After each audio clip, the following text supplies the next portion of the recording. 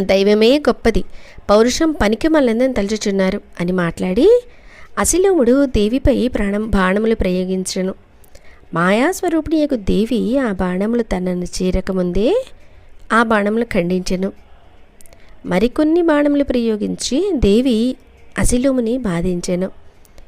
ఆ బాణములు రాక్షసుని శరీరంను చిల్లులు చేయగా రక్తధారలు స్రవించెను.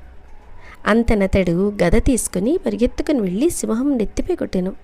సింహం కూడా గోళ్లతో వాని వక్షస్థలం చీల్చెను.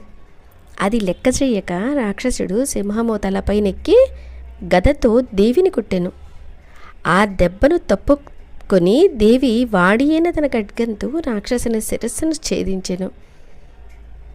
శిరస్సు తెగిపోగా రాక్షసుడు నేలపై పడెను. రాక్షసులు హాహాకారం చేశారు. దేవతలు జగదంబను జయ జయ